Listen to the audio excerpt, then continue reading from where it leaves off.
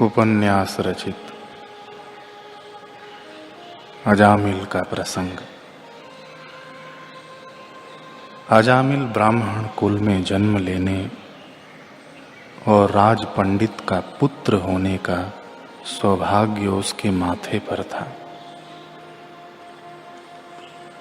साथ ही उसकी स्वयं की मेधा शक्ति ऐसी थी कि सब देखते ही रह जाते थे।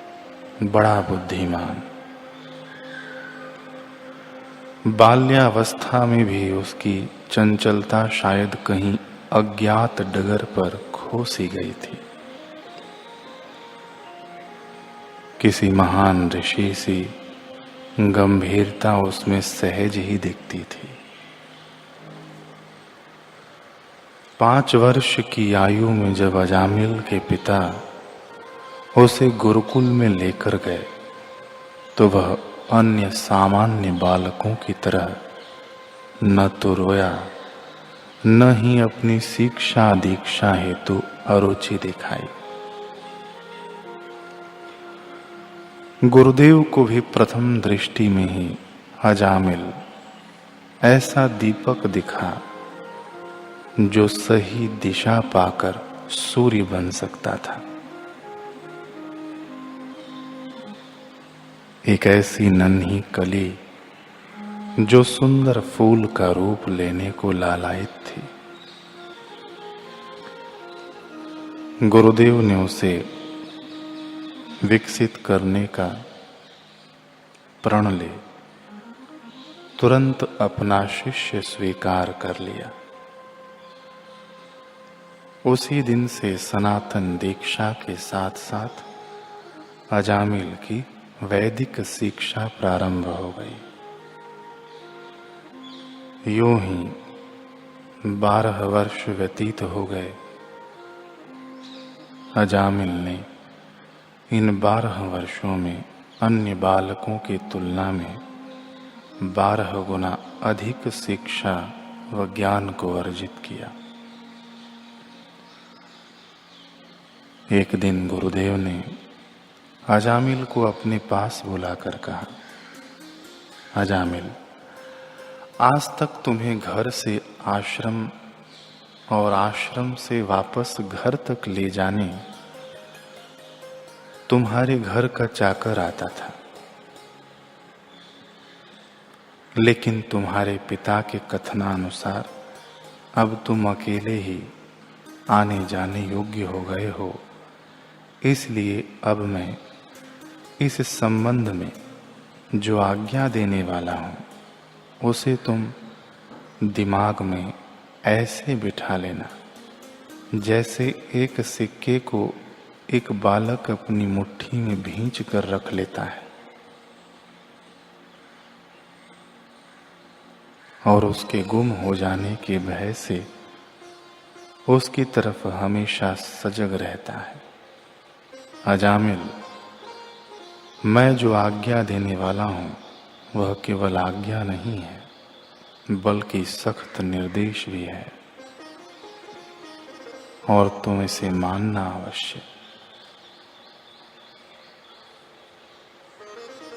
अजामिल हाथ जोड़कर कहता है, गुरुदेव, ऐसी क्या आज्ञा है जिसे आप इतना महत्व दे रहे हैं?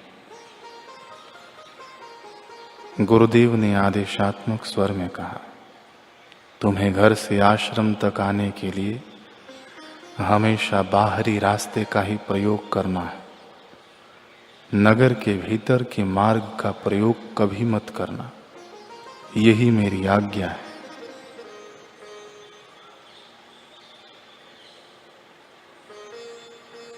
अजामिल को यह आज्ञा बहुत ही साधारण व सहज लगी। उसने प्रण कर लिया कि वह कभी भूल के भी इस आज्ञा की अवहेलना नहीं करेगा।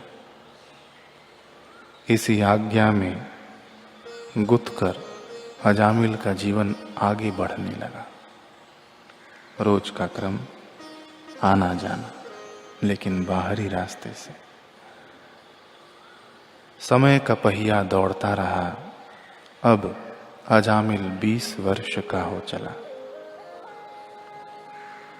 सुंदर नयन नक्श, गंठीला शरीर और भीम सी चौड़ी छाती वाला एक पक्के ब्रह्मचर्य और नीम धर्म की पालना करते करते उसके चेहरे पर एक दिव्य तेज भी था।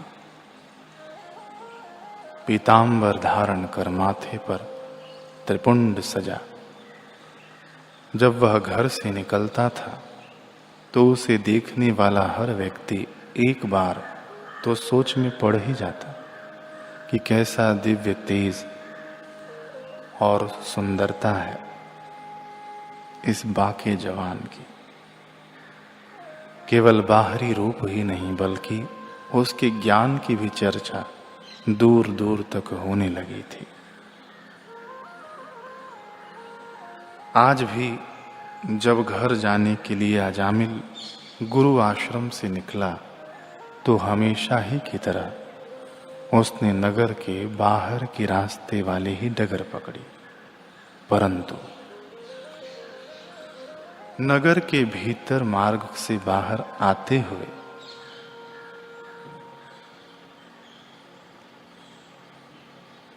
कुछ युवा लड़कों ने अजामिल पर व्यंगात्मक टिप्पणी कसी। अरे वो देखो तपस्वी श्रेष्ठ मुनि, बेचारा कपास के फीके फूलों को ही सब कुछ मान बैठा है।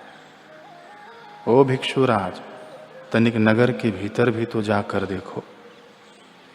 देखो कैसे मन लुभावने गुलाब, गेंदे, गुलमोहर पुष्प हैं। वहां उन्हें सूंघते ही स्वर्ग का आनंद मुट्ठियों में आकर खेलेंगे।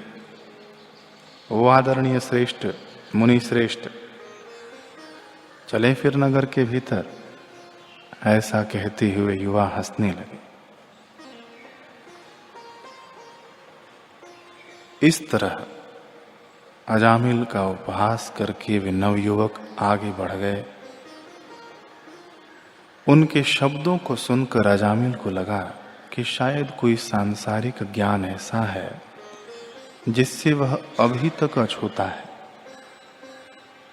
उसके मन में सवाल उठने लगा, ऐसा क्या है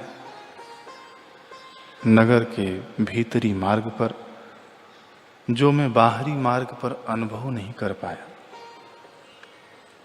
और इन युवकों को नगर में ऐसा क्या मिल गया जो वे इतने तरंगित व ऊर्जावान थे। इन प्रश्नों में उलझा सा अजामिल अपने घर पहुंच गया। लेकिन खाना खाते, उठते बैठते उसके मन में यही विचार आ रहे थे कि आखिर में क्या नगर के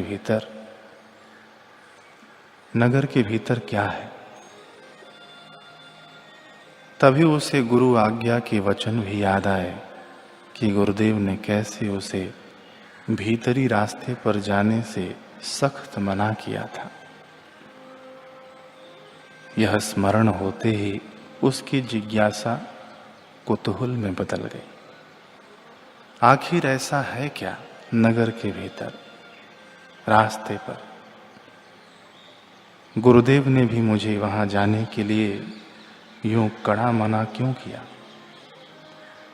कुछ न कुछ हट के तो अवश्य है।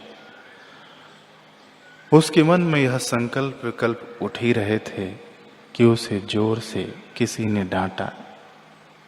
डांटने की आवाज सुनाई दी। अजामिल डर गया। शब्द कोई कमरे में था, शायद कोई कमरे में था जिसने डांटा। उसने चारों दिशाओं में घूम कर देखा, लेकिन कमरे में तो कोई न था। फिर यह आवाज कहीं बाहर से नहीं बल्कि अजामिल के भीतर से उसकी आत्मा की थी जो उसको फटकार रही थी। मूर्ख, मति मारी गई है क्या तेरी? वहां कुछ हटके है या नहीं, यह प्रश्न तो तेरे जहन में उठने की कल्पना भी नहीं होनी चाहिए। याद है ना, तुझे उस मार्ग पर जाने से गुरुदेव ने कितना सख्त मना किया है। उनका आदेश है। फिर बता, जिस रास्ते जाने ही नहीं तो उसके विषय में चिंतन किस बात की। तुझे पता है ना कि गुरु से विमुख होकर छुए गए फूल भी कांटे हैं। याद रखना अजामिल, अगर बाहरी रास्ते पर जहर रखा है और भीतरी रास्ते पर भले ही अमृत का कलश, लेकिन तब भी तू जहर का ही चयन करना, क्योंकि गुरुदेव ने तेरे लिए वही चुना है। गुरुदेव का चयन ही अगर तेरा चयन होगा तो निस्संदेह ही वह जहर तेरे लिए अमृत का कार्य करेगा, और गुरु विमुख होकर पिया गया अमृत भी तेरे लिए विष है। इसलिए खबरदार, अगर उस मार्ग पर जाने की सोचा भी तो। अजामिल यह फटकार सुनकर अंदर तक कांप गया। उसे लगा कि जैसे वह अंधकूप में गिरते गिरते बच गया। वह तुरंत ध्यान में बैठ गया। ध्यान में कब नींद आ गई उसे पता न चला।